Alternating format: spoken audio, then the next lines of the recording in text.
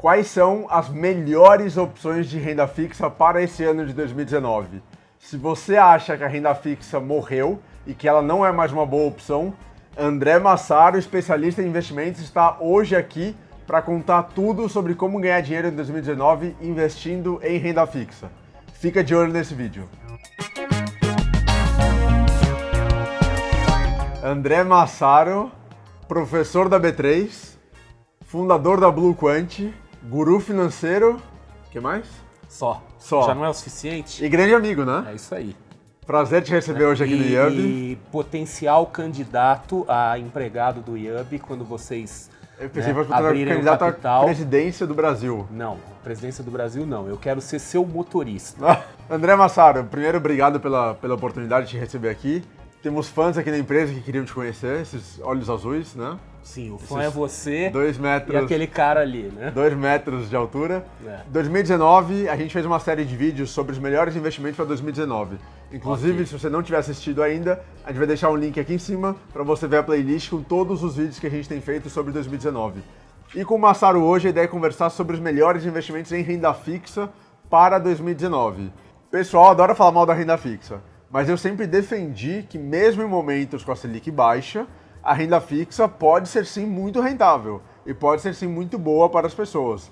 Não sei se você concorda com isso, mas queria que você comentasse um pouquinho sobre o momento da renda fixa e analisasse um pouco quais são as boas ou as melhores opções de renda fixa para 2019 com esse cenário de Selic mais baixa e possivelmente estável até 2020, segundo alguns especialistas, né?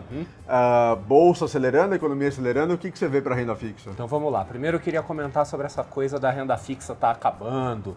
Então, 2 comentários que eu tenho para fazer. O primeiro deles é que a renda fixa brasileira hoje ela é bem menos atrativa do que já foi, mas ela continua sendo uma das melhores do mundo. Então, assim, são poucos os países no mundo hoje em que você consegue ter algum retorno acima da inflação na renda fixa.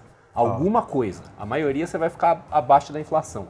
O Brasil você ainda consegue. E bastante, né? Exato. Então as pessoas que estão falando mal da renda fixa, na verdade elas estão falando com um referencial que não é muito correto, que é o referencial do Brasil do passado e não o referencial do resto do mundo. Só que o Brasil do passado não vale nada. O Brasil do passado é um ponto totalmente fora da curva e eu sempre gosto de falar assim, tem um velho ditado chinês que diz que o rabo não balança o cachorro. É o contrário, né? E o Brasil, esse tempo todo, era o rabo tentando balançar o cachorro todo. O mundo com juros baixos, o Brasil com juros altíssimos. O Brasil tinha a taxa de juros de um país em guerra civil, né? Totalmente atípico. Então, assim, se a gente olhar para o passado, de fato, parece que a renda fixa está muito ruim. Mas para os padrões mundiais, você fala para um americano, para um alemão, para um canadense, para um japonês, o tipo de retorno que a gente tem aqui, eles piram, eles né? Desacreditam, né? E a segunda coisa que eu queria comentar é o seguinte, independentemente do que acontecer com o Brasil, tá? Pode ser que o governo aí acerte na condução da política econômica. Previdência. O Brasil pode virar a Suíça. Tudo pode acontecer nessa vida. Aconteça o que acontecer, a renda fixa sempre vai ter espaço. Pelo mesmo motivo que ela tem espaço nos Estados Unidos, na Suíça, na zona do euro, em todo lugar, porque tem coisas que você simplesmente não consegue fazer em outro lugar que não seja renda fixa. Um exemplo, Eu ia perguntar, por exemplo. Um exemplo que é um dos temas recorrentes do mundo da educação financeira é a famosa reserva de emergência. Não existe reserva de emergência que não seja em renda fixa. A única reserva de emergência possível fora da renda fixa é o dinheiro debaixo do colchão, dinheiro líquido. Vou fazer uma reserva de emergência em ações da Petrobras. De jeito não nenhum. Funciona, né? Então, mesmo nos Estados Unidos, por exemplo, a gente vê muito, se você pegar vamos dizer assim, um equivalente ao IUB nos Estados Unidos, assim, que faça a comparação. Não existe, o IUB é único no mundo, né? Porque logo vocês vão para lá e vão comprar tudo. É verdade. Né? Vocês estão só ensaiando aqui para fazer isso. Um movimento de dominação global. Exato.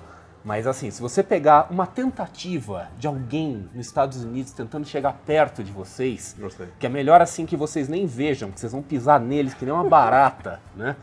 Mas alguém que está tentando fazer isso, tem alguns, né? Algumas tentativas, e você vê as taxas que eles praticam lá, são taxas muito baixas, né? As taxas de títulos públicos são muito baixas, as taxas de CDs, né, que são os equivalentes aos CDBs daqui, são baixíssimas. E lá eles usam muito aqueles fundos que eles chamam de money market, que é o fundo de curto prazo, seria o equivalente ao nosso fundo de curto prazo.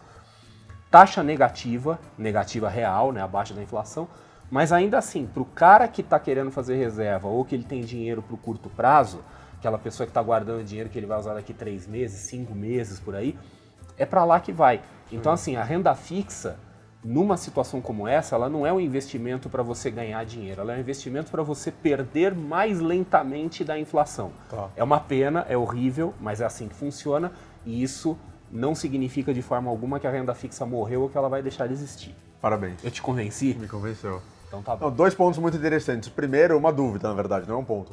O primeiro é, quando você fala renda fixa do passado do Brasil, zona que é como se fosse um país de guerra civil, você está falando especificamente de 2016, 2017, 14,25% Selic ao ano. E antes disso... Ou até antes. Antes disso, nós tivemos período, assim, 2002, por Tá, exemplo, a Selic estava 25%. Sim. Então, assim, grande parte... Só queria entender qual é o seu período temporal. Você está falando 2016, 2017 ou começo dos anos 2000? A isso. Tá. Quer dizer, a gente pode dizer assim, genericamente, todo o período que o Brasil teve taxa de 2 dígitos. Tá. E que é um período bem grande. É um período bem grande. É grande, esse período é grande o suficiente para ter formado uma geração de investidores completamente viciados. Né? Vai ser difícil, vai ser difícil enquadrar esses caras na realidade da vida. Né? Sim, no Brasil da renda variável dos fundos. Exato. Né? Gostei disso. E o segundo ponto que eu achei muito interessante, que você precisa da renda fixa para reserva de emergência. Sim. Você não vai conseguir criar uma reserva de emergência ou não vai conseguir manter uma reserva de emergência fora da renda fixa. Também é difícil fazer uma reserva de emergência com fundos de investimento. Tem taxa de administração, Exato. nem sempre tem liquidez, etc. Tem fundos de investimento que são adequados para reserva de emergência, que são aqueles fundos de renda fixa e de curto prazo. Porque como que eu classificaria um investimento para renda? Primeiro assim, não é que é impossível você fazer sua reserva em renda variável. Possível sempre é, só que é uma loteria. Né? Depende do seu coração. É loteria, né? Mas agora assim, quais são, na minha visão, as características do investimento adequado para reserva de emergência? Então, número 1, ser renda fixa. Tá. Número 2, ser pós-fixado, porque quando você está pós-fixado, você não tem o efeito da oscilação da taxa de juros. Né? E o terceiro, ter liquidez diária ou imediata. Né? As duas coisas são parecidas, não são exatamente a mesma coisa. O que se enquadra no Brasil, das coisas mais populares nisso aí? Caderneta de poupança. Famosa. Né? Cadê o seu adesivo? Né? Cadê seu adesivo? Não, tá aqui. Cadê? A poupança não é investimento. Pode mostrar, por favor, para a audiência? Aqui, poupança não é investimento. Mas a poupança se enquadra nessas três coisas. Aqui, ó, assim pode colocar aqui. Né? Mas a poupança se enquadra. Sim. Ainda bem que nós temos outras coisas, porque investidores sérios, aqui não, né? Aqui em outro lugar, tá? Nós estamos falando para gente séria, né? Eu imagino que nós estamos falando para gente que usa o seu serviço, que tem algum conhecimento. Elite se alguém do Brasil aqui tiver nisso, né? Aí nós temos que pegar um outro adesivo e vocês têm que procurar o pastor, né? Para salvar vocês. Nosso pastor loiro aqui. Não, o pastor é você. Eu não sou pastor disso aqui, você tá louco, né? Mas assim, outros investimentos que atendam esses 3 requisitos. Tesouro Selic, né? Então assim, pós-fixado, renda fixa, liquidez diária, não imediata, mas diária. Os CDBs de liquidez diária, que aí eles têm liquidez diária e imediata, né? E os fundos de renda fixa de curto prazo, que também atendem esses requisitos. Então esses 4 investimentos, né, óbvio, nem todos eles são bons, o primeiro que a gente falou não é muito interessante, mas todos eles são interessantes para a formação de reserva de emergência. O resto não se enquadra, não atende esses requisitos. Posso adicionar um quarto parâmetro que você mencionou, que você não mencionou? Eu colocaria taxas baixas. Porque você pode ter um fundo de investimento com os 3 parâmetros, mas com 2%, 3% de administração ao ano. É algo então relevante. É importante ter... a taxa ela não se enquadra, ela não valeria para os outros investimentos Claro, com certeza. Mas com certeza é um fator relevante. E sempre lembrando o seguinte, o único fator sobre o qual o investidor tem controle é custos. Sim. Porque você consegue controlar custos, mas você não consegue controlar a rentabilidade. Não, depende do mercado, né? Exato. E aí, 2019, renda fixa para 2019. Quais são as melhores opções que você enxerga no mercado? Eu não sei em que momento que esse vídeo será assistido pelas pessoas. É verdade. Né? Mas assim... Ele vai ficar para eternidade, talvez. Não, ele vai ficar para eternidade. 2025, talvez, né? De repente, alguém em 2025 pode assistir esse vídeo. Pode ser que tudo na economia deu errado, isso aqui virou a Venezuela e nós temos uma taxa de juros de 50% ao ano. O Massaro com 4 filhos já em 2025, exato. Milionário, morando no Caribe. Né? Eu morando no Caribe, rindo da cara de todo mundo. E pode ser que tudo que eu falei até agora não tenha mais validade alguma. Mas assim, neste exato momento, nós estamos num momento interessante, porque o que acontece? A Selic está estável, no nível baixo para os nossos padrões, mas as taxas de juros futuras, elas estão vindo para baixo, né? E os títulos que a gente tem por aí, em particular os títulos públicos, os títulos pré-fixados, eles são muito impactados pela expectativa da taxa de juros futura. Sim. Então, por exemplo, nesse momento, uma coisa que é muito interessante, os títulos Tesouro IPCA de longo prazo, né, que eles são uma referência para muita gente, eu mesmo tomo a taxa de juros desses títulos como referência para muita coisa, elas estão num nível em que a taxa real ela está nesse momento abaixo de 5%. Demorou para vir abaixo de 5%, e esse 5% é uma barreira psicológica, né? Quer dizer, o famoso número redondo. Né? Então é um momento muito significativo, quer dizer, mostra, né? Muita gente fala assim, mas a taxa real não cai, ela cai. Ela cai mais lentamente do que a taxa nominal, mas ela cai, ela vai se ajustar. Então assim, hoje, nesse momento, uma pessoa que está com dinheiro sobrando, fala, ganhei uma grana aí, não sei o que fazer com essa grana. Eu não pensaria duas vezes, eu falava assim, aproveita enquanto tem, né?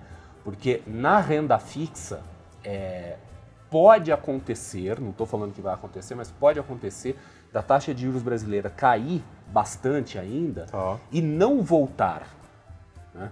Imagina o cara lá em 2002 a Selic é 25%. Imagina a pessoa que está com aquela mentalidade assim, a taxa cai, mas ela sobe de novo. Vai ficar esperando um tempão. Pode ser que suba, mas é pouco aquele provável. Patamar é difícil, né? A realidade mundial hoje de taxas, inclusive para países em desenvolvimento com perfil semelhante ao brasileiro, é taxa inferior à nossa, no máximo igual à nossa. Sim. Então pode ser que a taxa caia e não volte, né? Então, na renda fixa, nós temos uma situação de potencial escassez. Sabe aquela coisa assim do vai agora porque é a última oportunidade. Agora aproveita que a gente não sabe o que vai acontecer. Pode ser. É uma coisa diferente do que acontece no universo da renda variável. A renda variável não tem escassez. A renda variável sempre tem jogo. Aconteça o que acontecer, sobe, desce, fica de lado, né? Quer dizer, não tem aquela coisa de não é agora ou nunca. Sim. Na renda fixa a gente pode estar vendo uma situação de agora ou nunca, né? Então, por exemplo, o pessoal que está pensando em pegar título longo, né, indexado ao IPCA ou pré-fixado, o indexado ao IPCA, para todos os efeitos, ele se equipara ao pré-fixado. Ele se comporta mais como pré-fixado do que como pós. Sim. Então, eu veria como uma coisa muito interessante. Quer dizer, os títulos do governo IPCA de longo prazo, vencimento 2045, 2050, ainda me chamam muita atenção. Massaro, você está falando sobre IPCA, algumas oportunidades interessantes. Você acha que é um momento interessante para pré-fixar? Ou as pessoas deveriam optar por um pós-fixado? Sim, é sempre interessante pré-fixar, mas pré-fixar com moderação, porque o problema do pré-fixado é o risco da inflação. E aquela coisa assim, a economia está num momento meio peculiar, né, mas a gente não sabe o que vai acontecer. De repente a economia sai do controle, a inflação sai do controle. Então eu tenho uma preferência pessoal, não é uma regra, mas eu tenho uma preferência pessoal, sempre ir para um título indexado à inflação, porque ele, na prática, ele é um pré-fixado. Quer dizer, ele tem todas as características do pré-fixado. Então ele oscila junto com o pré-fixado, mas isso não significa que o pré-fixado seja ruim. Mas para prazos maiores, é melhor considerar uma proteção contra a inflação. Interessante. E além desses títulos indexados ao IPCA do Tesouro Direto, quais outras opções de renda fixa existem para 2019? Tem as opções no segmento privado, né? Então tem títulos bancários indexados ao IPCA, não é tão comum, mas tem. Tem as debêntures, os títulos empresariais. No caso de debenture, a gente só tem que chamar a atenção o seguinte, debenture é um bicho completamente diferente. Né? Dívida privada, você não tem os mecanismos de proteção que você tem na dívida pública ou na dívida bancária, né? Então, o prêmio de risco, né, em linguagem para leigos, o prêmio de risco é o tanto a mais que você vai ganhar em relação ao título público, tem que ser alto. Sim, tá? sim. Então, assim, você entrar numa debenture para ganhar um pouquinho a mais do que um título público, não compensa, porque o risco é desproporcionalmente maior. Tá. Mas é uma coisa a considerar, né? Títulos bancários provavelmente nunca vão ter um grande descolamento em relação aos títulos públicos. E aí começa a ter as coisas alternativas. Então, por exemplo, os fundos de direito creditório, para quem é investidor FDICs, qualificado, né? que é uma coisa assim extremamente volátil, meio arriscada, mas vale a pena para a pessoa que está querendo montar uma carteira. As coisas mais alternativas, como por exemplo, empréstimos peer-to-peer, né? Eu acho muito interessante. Aí você começa a fugir um pouco do universo da renda fixa. Ah, sim, claro, com certeza. Mas um peer-to-peer é a renda fixa. Ele se enquadra com todas as características de renda fixa. Renda fixa de altíssimo risco. Mas é uma coisa interessante. E sempre lembrando o seguinte, que não existe investimento excessivamente arriscado. O que existe é investimento mal alocado, né? Então se você fizer um portfólio, né, uma exato, pegar uma coisa que seja tarja preta, mas botar assim uma pequeníssima fração do seu portfólio, não vai te descaracterizar como um conservador se você for um conservador. Né? Gostei do investimento em tarja preta. A gente poderia fazer um vídeo depois sobre investimentos tarja pretas. Tarja preta do Brasil. Alguns a gente já falou aqui, né? E as pessoas também associam muito a renda fixa com isenção de, entre aspas, isenção de risco, ausência de risco. Como se toda renda fixa não tivesse risco. Então o que você falou sobre o peer-to-peer é uma renda fixa com altíssimo risco, mas é renda fixa. Né? Exatamente. Inclusive, uma coisa que eu também venho comentando bastante nos últimos tempos é que nós brasileiros nós vamos ter que rever o nosso conceito de investidor conservador, investidor agressivo, porque nós temos uma visão muito simplista de que assim, conservador é renda fixa, agressiva é renda variável. Isso não... E na verdade, assim, existe a renda fixa agressiva e existe a renda variável conservadora. Se a gente for falar, por exemplo, sei lá, de fundos imobiliários, dentro do universo da renda variável é um investimento extremamente conservador. Sim. E mesmo dentro de um portfólio de um investidor conservador, poderia ter 5% de renda variável, ele não deixou de ser conservador por causa disso. Exatamente. E vice-versa, dentro de um portfólio de um investidor arrojado, agressivo, se ele tiver 10% em renda fixa, também não deixou de ser agressivo, pelo contrário, né? Quer dizer, nós aqui no Brasil, nós temos uma visão tão distorcida, né? Você pega, por exemplo, vamos imaginar um cara como Warren Buffett. Ele é um cara, gestor de investimentos, 100% renda variável, ele tem aquela imagem dele do cara que investe em ações de valor. Sim. Para os padrões americanos, ele é considerado extremamente conservador. Para o padrão brasileiro, ele não é um agressivo, ele é um maluco. Ele, assim, vai camisa de força, porque é 100% renda variável. Né? Aqui no Brasil, você fala, estou 100% na renda variável, o pessoal vai achar que você é louco. Vou chamar a polícia, né? É. Massaro, e para quem pergunta se deve optar por IPCA ou IGPM como indexador? Eu nunca sei o que responder, porque IPCA, vai lá, você tem um boletim Focus, você tem algumas projeções do governo. IGPM é muito mais difícil você encontrar projeções do mercado para a evolução do IGPM, né? É difícil, mas assim, historicamente o IGPM costuma ser um pouquinho melhor para quem está recebendo. Né? Não é à toa, assim, a grande parte dos contratos imobiliários são feitos em IGPM. E o governo parou já há muitos anos de emitir título indexado ao IGPM, até porque não interessa para eles. Né? Eles querem promover o IPCA como inflação oficial e também no IGPM eles pagam mais. Então o problema do IGPM hoje é que ele é um pouco difícil de encontrar. Né? Já a maioria dos títulos que estão sendo emitidos atualmente sai como IPCA. Mas se tiver alguma coisa no IGPM, até para fazer uma diversificação, eu acho que vale a pena.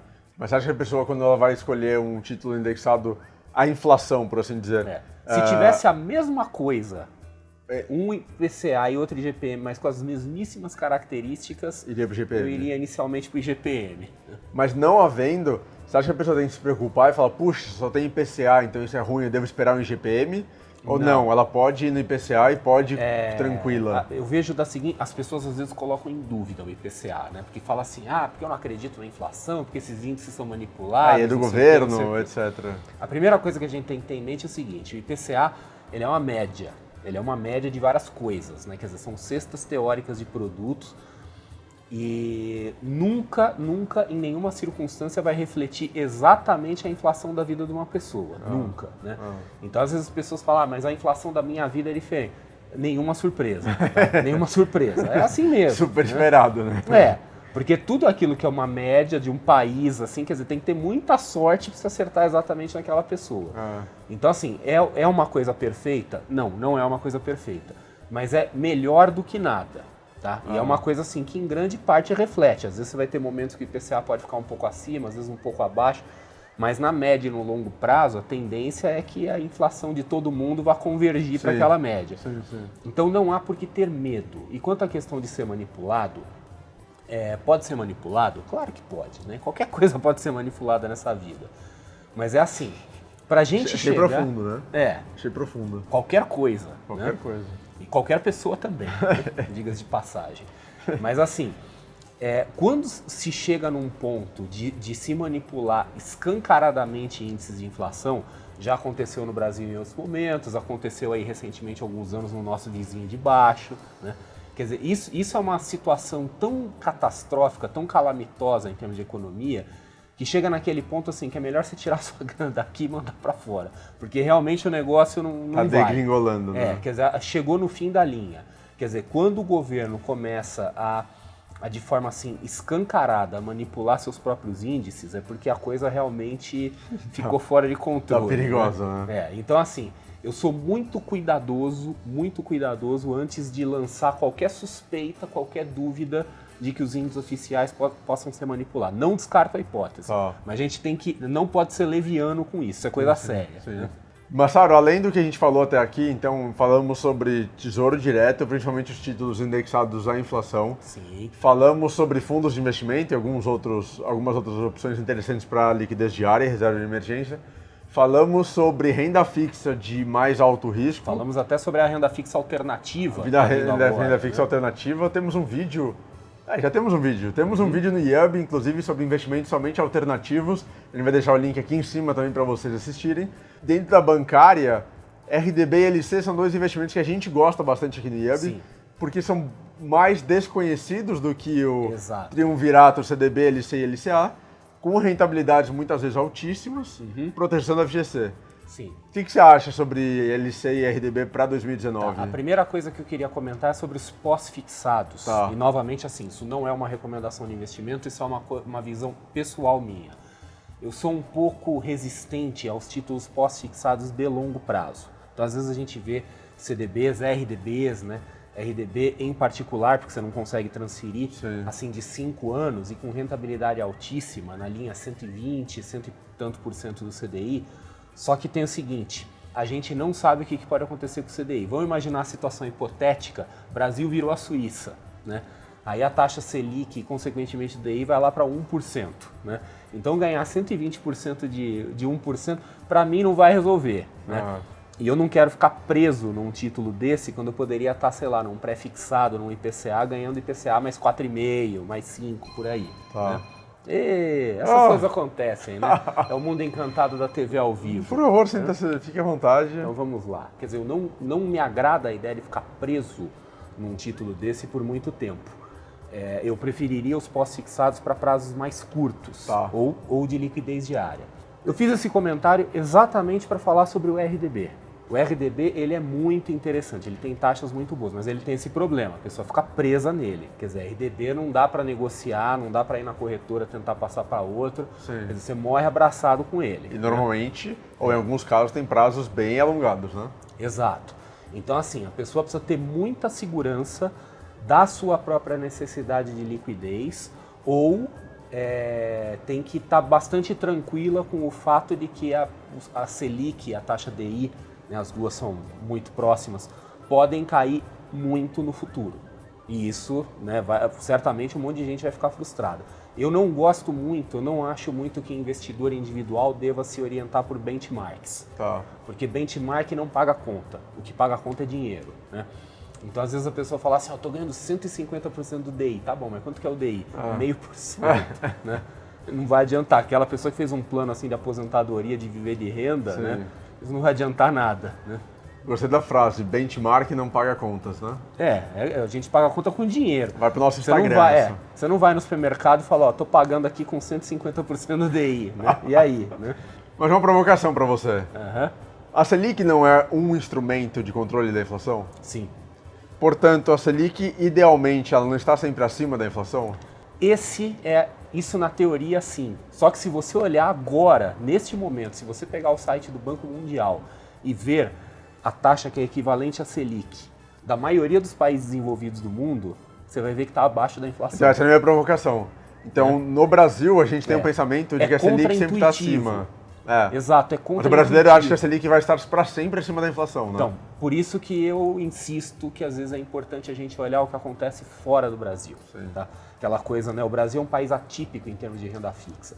Então, assim, é natural a gente imaginar isso. Porque, assim, taxa de juros, ela está vinculada à inflação. Ela é uma função da inflação. Taxa de juros, ela existe para controlar a inflação, entre outras coisas. Então, é natural a gente imaginar que a taxa de juros sempre vai estar acima da inflação, mas não é o que os fatos dizem. Então, o pessoal fala, nunca a taxa Selic vai estar abaixo da inflação. Tudo bem, fala isso para um americano, fala para um canadense, fala para um europeu, fala para um japonês. Né? Pergunta para eles qual é o milagre que eles estão fazendo lá, que a taxa deles é abaixo da inflação. Até porque um pouco de inflação é saudável para a economia, né? A inflação, eu comparo ela assim com a pressão arterial. Né? Se você tiver uma pressão arterial muito alta, você vai morrer. Agora, se você tiver pressão arterial 0, você já morreu. Né? Então, assim, um pouquinho tem que ter. Então, um pouquinho de inflação tem que ter. Se o governo precisa estimular a inflação, você pode ter um momento em que a taxa de juros está abaixo da inflação, né? Sim. Então, assim, uma economia com inflação muito baixa é uma economia anêmica. É uma economia quase morrendo ali. Né? Sem falar de deflação, né? Exato. Que tem acontecido deflação já é a morte mesmo, né? Deflação, às vezes o pessoal sonha com isso, nossos preços vão cair. Não, você não sabe o que vai acontecer, né? Pressão arterial negativa. Exato. André Massaro, especialista em investimentos. Yes, é muito isso aí. obrigado. Eu queria te pedir uma coisa. Claro. Eu queria pedir para você pedir para as pessoas desse canal se inscreverem, fazerem todo o ritual e também irem te conhecer, te acompanharem por aí. Se inscrevam no meu canal, primeiro no meu, tá? O meu chama Top Money André Massaro. Aí se der tempo, e se vocês lembrarem, e se vocês acharem que vale a pena, aí vocês se inscrevam no canal do Yup. Então, se inscrevam nos dois canais, ativem notificações, compartilhem, deixem likes e principalmente acompanhem o Massaro porque ele é um dos maiores especialistas do Brasil em investimentos. Tem um conteúdo riquíssimo, professor da B3, tem cursos próprios, né? A gente vai deixar inclusive o link para vocês acompanharem aqui embaixo. Tô nas redes, em todo lugar com o meu nome. Tá nas redes, com charme e com o seu nome. Massaro, obrigado mais uma vez. Mais nome do que charme. De tudo. É isso aí. Obrigado mais uma vez. Não, eu que agradeço a oportunidade. E guru, pai de santo e símbolo sexual das finanças. Tá gravando, né? Tá gravando. A Globo devia me contratar. Eu vou no lugar da Ana Maria Braga. Eu vou ser o Samidana e eu te convido.